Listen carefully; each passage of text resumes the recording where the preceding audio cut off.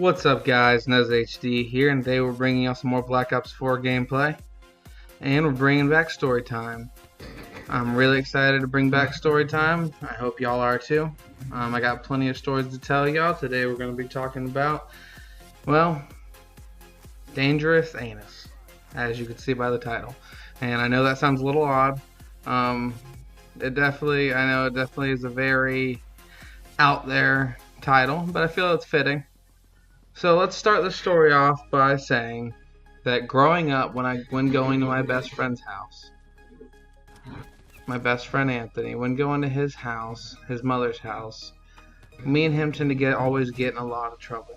We always did. We always had his parents chasing us around. At one point they chased us around with a wooden spoon. It was very entertaining. We were little shits. I mean, we always got on their nerves and got into stuff we weren't supposed to.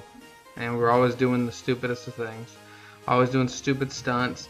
At one point, we were doing backflips onto a piece of board that we had sitting on top of 2 cinder blocks to try to break it while doing a backflip.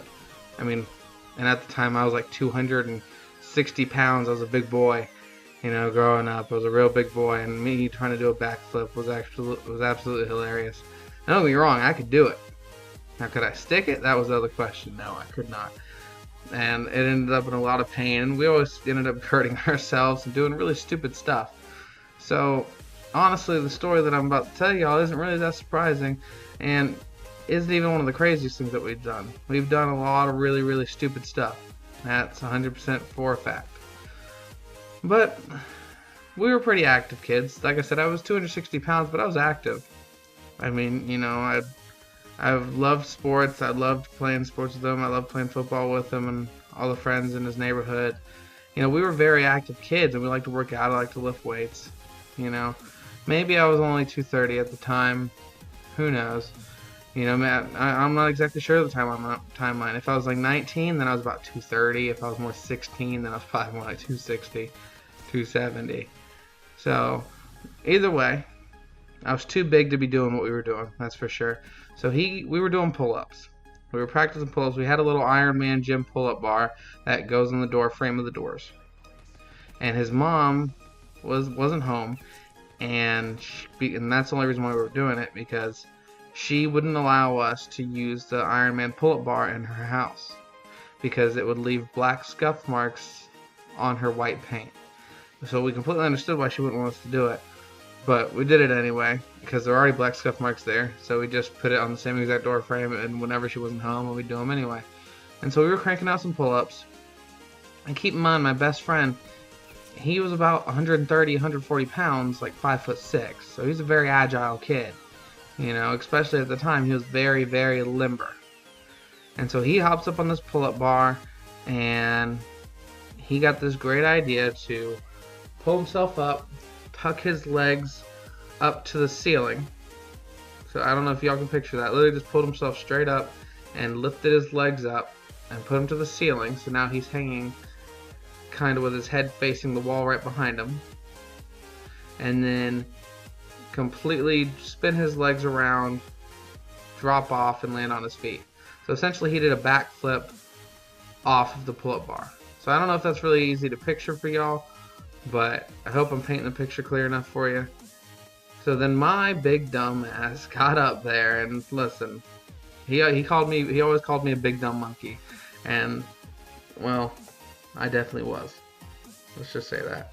There was absolutely no reason for me to even try this, but so I hop up there and I struggle to tuck my legs up, and the second I spin around, my legs flip back, and I'm too tall because I'm about 6 foot, and my butt, I was going to stick it, but my butt actually ended up slamming into her wall behind me, because this is a small hallway we're in, and my butt put a giant gaping hole in her wall. So instead of just black scuff marks, which we already weren't supposed to be doing, I ended up putting a giant gaping hole in her wall with my butt. My left cheek to be exact.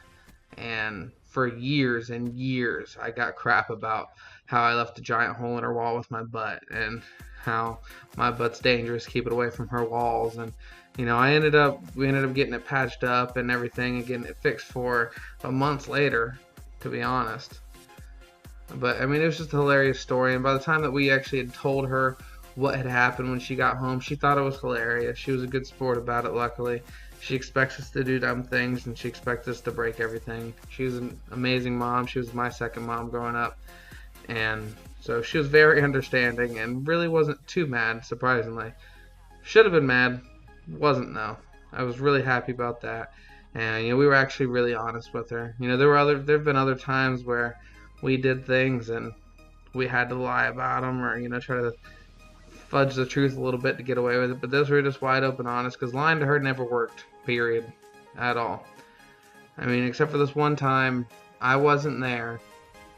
Well, actually, yeah, I was there, and we were playing kickball in the house, and Anthony kicked the kickball up, and she had vases all along the top of her wall. There was a little spot where you can display stuff all along the top of the walls, right? And leaving just like an inch away when you put something up there from the ceiling. So it was perfect, just to put everything display up high, up nice, where nothing can get broken. And we were kicking the ball around one day, and next thing you know, ball goes up, vases come down, and shatter all over the ground. And this kid somehow managed to duct tape and super glue all these tiny little pieces together and put all the vases back up, and his mom didn't notice for months. That was the only time that we actually fudged the truth or lied a little bit, just didn't say anything actually, and got away with it for months, until one day she was up there dusting and noticed there was a big chip out of one of the vases, and then noticed there was duct tape all inside it, and that's when we all got busted. But months had passed by, and just like with the butt thing, she took it very well, surprisingly, especially because both times that's property damage. I don't know how I didn't get kicked out of her house. I don't even know how I was allowed to keep coming back, but they treated me as if I was one of their sons, and I really appreciate them for that. So I really hope y'all enjoyed that little story. That's all I got for y'all today. If y'all enjoyed the rest of this gameplay right here that you're watching, I end up going 26-1, so please watch it. It's a real quick team deathmatch. Goes super fast, probably one of the quickest team deaths I've ever played. And I didn't even get my strike team, and I go 26-1. It was ridiculously fast. This game just flew by, so I really hope y'all enjoyed this gameplay. Hope y'all enjoyed the story. Hope y'all want to subscribe and keep seeing more. If you're new here, please make sure to subscribe and hit that notification bell. And if you did enjoy this story, make sure to drop a like down below. Other than that, guys, we'll see you next time. Y'all have a great day.